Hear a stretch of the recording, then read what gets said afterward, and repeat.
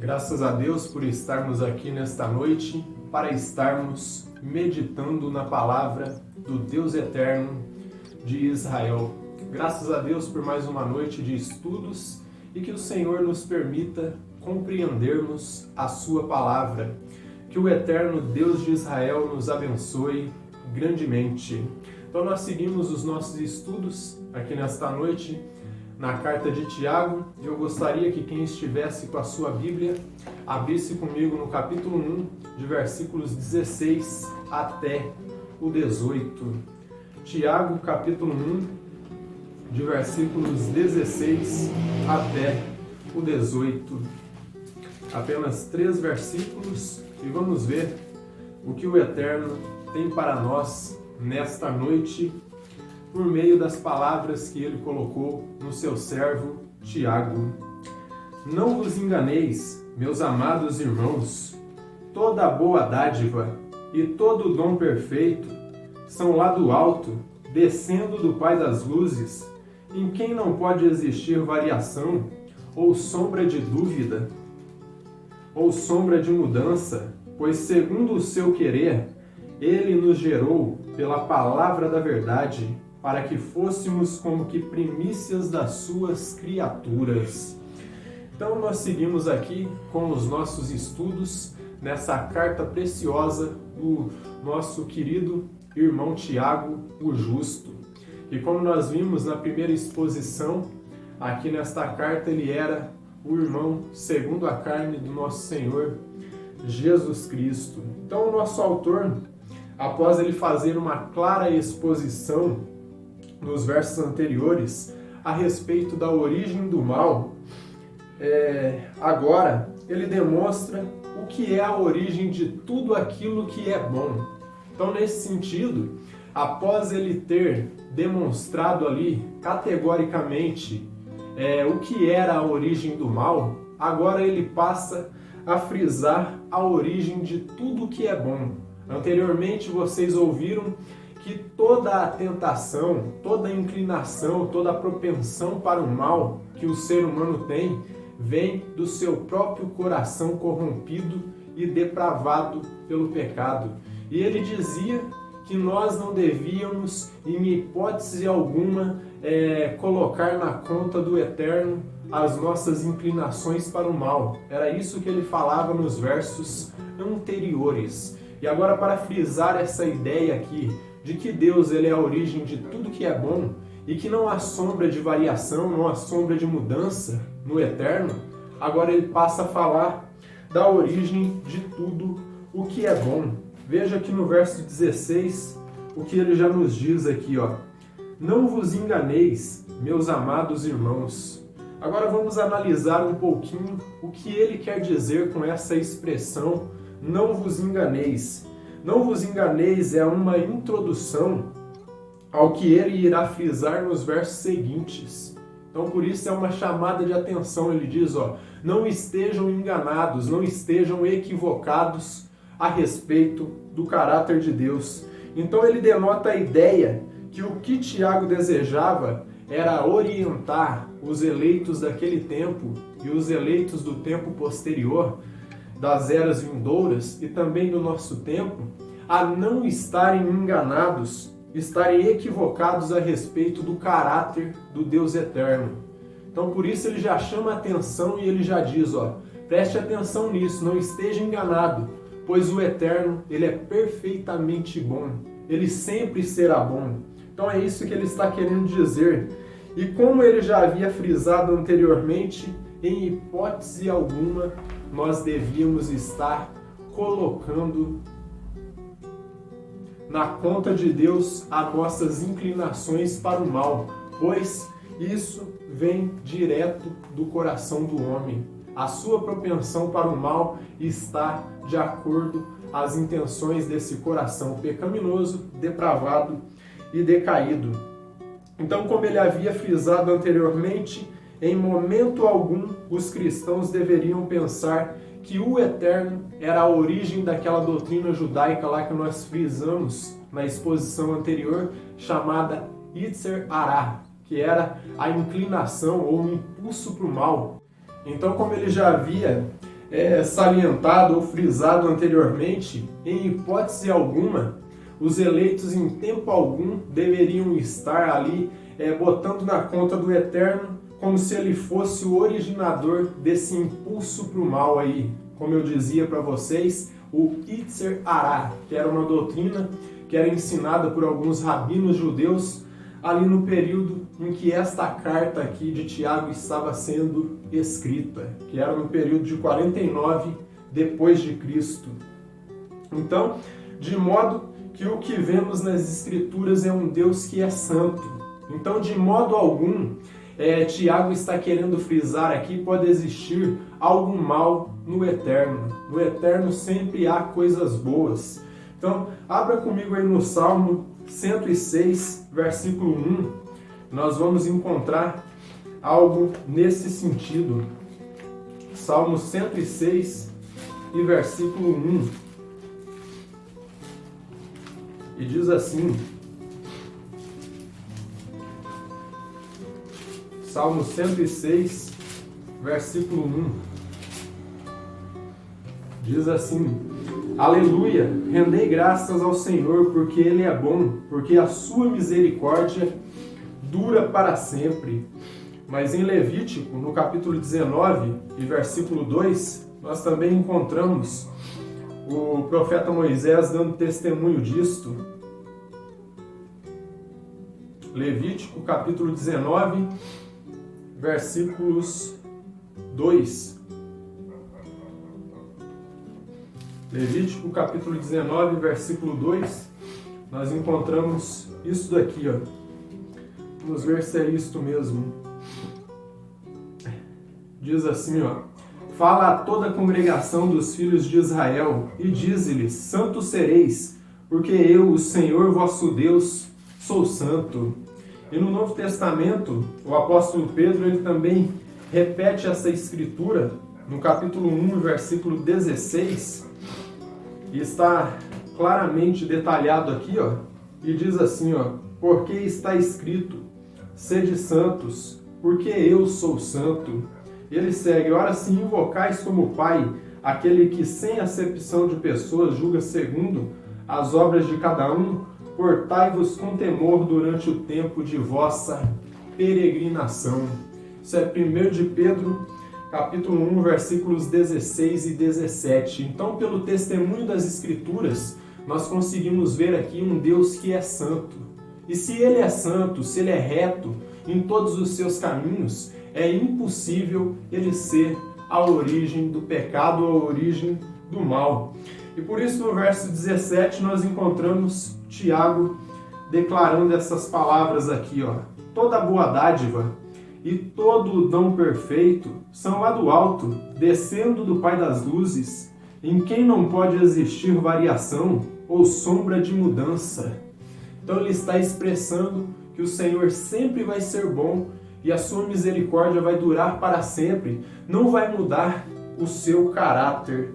Então Tiago, depois de demonstrar que era um equívoco, um erro, pensar que no Criador existe algo mal, ou que ele fosse o autor do mal, agora ele salienta que tudo que vem de Deus não é simplesmente bom, mas é muito bom.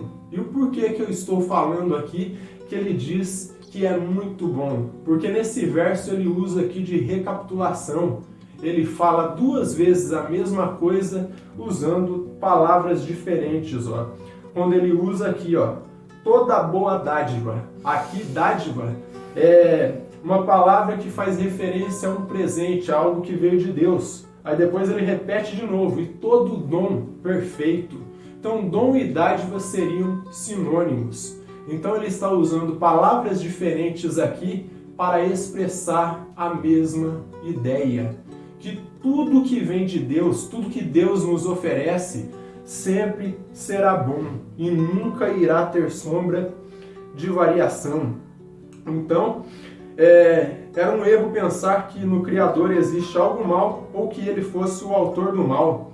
Agora ele salienta que tudo que vem de Deus não é simplesmente bom, mas é muito, mas muito bom. Por isso usa aí da recapitulação que eu disse, usando palavras que são sinônimos, dádiva e dom, para expressar a grandeza dessa bondade de Deus. Então ele usa de repetição quando ele usa dessas palavras. Ele declara a mesma ideia por duas vezes, com palavras diferentes, mas que demonstram categoricamente o seguinte, que o Senhor definitivamente ele é a origem de tudo o que é bom. Então o fato dele falar duas vezes aqui a mesma coisa nesse mesmo verso, ele está definindo categoricamente que o Senhor ele é a origem de tudo o que é bom. Não pode existir algo mal em Deus, como algumas doutrinas hereges aí ensinam, que o diabo seria uma segunda face de Deus, ou seria a outra face da mesma moeda. Então nós não entendemos dessa forma. Biblicamente e aqui escrituralmente nós podemos dizer que Deus ele sempre vai ser bom. E o diabo não é outra face de Deus, mas é um ser que foi criado por Deus, em que em algum momento, por causa das inclinações do seu coração, ele se corrompeu. E o mal, naturalmente, nasceu dentro de seu coração. Então, ele demonstra aqui que quando eles e nós estivéssemos passando por alguma adversidade, eles ali no primeiro século deviam confiar na bondade de Deus. E nós também, neste tempo, confiar na bondade do Eterno, que não muda como os astros ali no céu, lua, estrelas, os planetas, que de acordo à sua órbita estão em constante movimento e mudam a sua inclinação. O Senhor, ele jamais irá mudar, ele será simplesmente bom eternamente. Então, que de acordo ao movimento de suas órbitas, mudam de lugar. Os astros, as estrelas ali, o Sol, a Lua, de acordo à sua órbita, mudam de lugar porque estão em constante movimento. Mas o Senhor, ele não está nesse movimento de mudar, ele não muda, ele sempre será bom. João Calvino, comentando esta carta aqui, especificamente esse verso, ele diz o seguinte, ó: se Deus em todas as coisas sempre é o mesmo, segue-se que fazer o bem é a sua obra perpétua. Eu vou repetir aqui, ó: se Deus é em todas as coisas sempre o mesmo, segue-se que fazer o bem é a sua obra perpétua, ou seja, sua obra eterna. Então, se Deus, segundo João Calvino aqui, é sempre o mesmo, seria a sua obra perpétua fazer o bem em todas as ocasiões, perpetuamente, eternamente. Verso 18, e segue aqui, ó: pois segundo o seu querer, ele nos gerou pela palavra da verdade, para que fôssemos como primícias de suas criaturas. E aqui o que Tiago está salientando? Ele está salientando a questão do novo nascimento. E aqui ele começa a falar de predestinação. E ele diz o seguinte, que esse novo nascimento que foi operado nas águas redentivas aí da palavra, foi operado segundo a vontade soberana de Deus. Então, não foi não foi segundo o querer e a nossa própria vontade, mas foi segundo o querer e a vontade de Deus, a vontade do Eterno. E a sua vontade é soberana e é algo definitivo e não muda. Esta ideia de que o novo nascimento foi operado por Deus segundo a sua vontade soberana, nós encontramos definitivamente expressado em todo o Novo Testamento. Abra comigo aí em Tito, no capítulo 3 e versículo 5.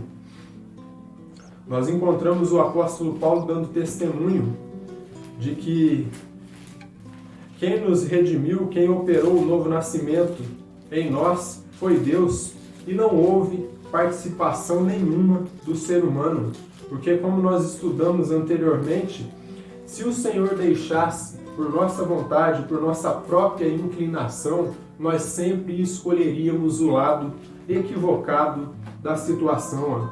Então, no capítulo 3 de Tito, verso 5, diz assim, não por obras de justiça praticada por nós, mas segundo a sua misericórdia, ele nos salvou mediante o lavar regenerador e renovador do Espírito Santo. Então, primeiro aí, nos 2 primeiros versículos, ele dá uma advertência para que a pessoa não esteja aí tendo uma ideia equivocada do Criador, achando que nele pode existir algo mal. Depois ele fala que em Deus o que existe é tudo muito bom, e agora ele começa a falar o seguinte, que nós só fomos regenerados por causa dessa bondade de Deus, por causa dessa misericórdia, porque como disse o salmista Davi, ali no Salmo 127, se não fosse o Senhor que estivesse ao nosso lado, com certeza os nossos inimigos já teriam nos devorado, já teriam nos destruído. E no caso aqui seria o pecado, as inclinações da carne, já teriam nos consumido, já teriam nos derrubado por terra, se não fosse o Senhor. E ali em Efésios, no capítulo 2 e versículo 8, eu sempre estou lendo essa citação de Paulo, porque é uma das bases da fé cristã, uma das bases do cristianismo, de que nós somos salvos pela graça, mas que isso não foi de graça. A partir do verso 8 até o 10 diz o seguinte, porque pela graça sois salvos, mediante a fé, e isto não vem de vós, é dom de Deus, não de obras, para que ninguém se glorie, pois somos feitura dele, criados em Cristo Jesus para as boas obras, as quais Deus de antemão preparou para que andássemos nelas. Então até aqui nós encontramos a bondade de Deus. As obras que nós devíamos praticar aqui de justiça foram preparadas por Deus desde antes da fundação do mundo. Então ele preparou de antemão, ele escreveu isso para nós, para que nós andássemos nessas boas obras. E no capítulo 1, ainda de Efésios, nós encontramos no verso 4, Paulo dizer o seguinte, ele diz assim, assim como nos escolheu nele, antes da fundação do mundo, para sermos santos e irrepreensíveis perante ele, em amor. E para não deixar nada faltando aqui, em João, no capítulo 6, versículos 44 até o 46, nós encontramos o Senhor Jesus falando a respeito da predestinação. João capítulo 6, versículo 44 até o 46, ele diz assim, ninguém pode vir a mim se o Pai que me enviou não o trouxer, e eu o ressuscitarei no último dia. Está escrito nos profetas, e serão todos ensinados por Deus. Portanto, todo aquele que da parte do Pai tem ouvido e aprendido, esse vem a mim. Não que alguém tenha visto o Pai, salvo aquele que vem de Deus, este tem visto a Deus. Então aqui ele está afirmando que se o Pai não trouxer o eleito até a presença de Cristo, este eleito jamais chegará até a salvação. Então essa salvação regeneradora aqui da qual Tiago está expressando, ela é manifestada através da unção do Espírito Santo, através de Cristo, através de sua graça irresistível. Por isso que nós chegamos à presença de Deus, porque nós somos de Deus, e se somos de Deus, Ele nos atraiu até a sua presença. Então esse novo nascimento aí, que ele fala aqui, no versículo 18, pois segundo o seu querer, ele nos gerou pela palavra da verdade, para que fôssemos como que primícias das suas criaturas. Então, para que nós fôssemos ali um povo santo, separado diante de Deus, essas primícias aí, um povo especial, zeloso e de boas obras. Então eu já posso concluir aqui com algumas aplicações, ou seja, alguns ensinamentos que nós encontramos a mais aqui neste texto. A única forma de nós sermos reconhecidos como primícias de Deus, eleitos de Deus, aí como nós ouvimos, é através do novo nascimento. Se você não nascer de novo, se você não for atraído por Deus, se Ele não te trouxer a presença de Cristo, você jamais será reconhecido como um eleito de Deus. E por que razão? Pois o nosso estado decaído e depravado aqui, o nosso coração inclinado, propenso para o mal, ele clama por redenção. E o que acontece? Essa redenção aqui, como nós ouvimos, ela só pode ser operada através da unção do Espírito Santo dentro do ensinamento aí das águas redentivas da palavra. Se a palavra não purificar a pessoa, se a palavra não transformar a vida do eleito, não transformar o caráter dele, outra coisa jamais irá transformar. Então por isso que a cada dia nós devemos nos submeter a essa palavra. Palavra que é Cristo. E Cristo é a porta, o caminho para Deus. Cristo, ele é a porta, ele é o caminho para Deus. Ali em João, no capítulo 10 e versículo 9, veja o que nós encontramos aqui. O Senhor Jesus Cristo dizendo que Ele é a porta. João capítulo 10 e versículo 9, ó. Eu sou a porta, se alguém entrar por mim será salvo, entrará e sairá e achará pastagens. E no capítulo 14, versículo 6, ele diz o seguinte: eu sou o caminho, a verdade e a vida, e ninguém vem ao Pai senão por mim. Então é necessário nós nos encontrarmos com o Senhor Jesus Cristo através da palavra da verdade, do ensinamento da palavra de Deus. E o apóstolo Paulo, em 1 Timóteo, no capítulo 3 e versículo 5, nós encontramos aqui algo mais. Timóteo capítulo 2, versículo 5.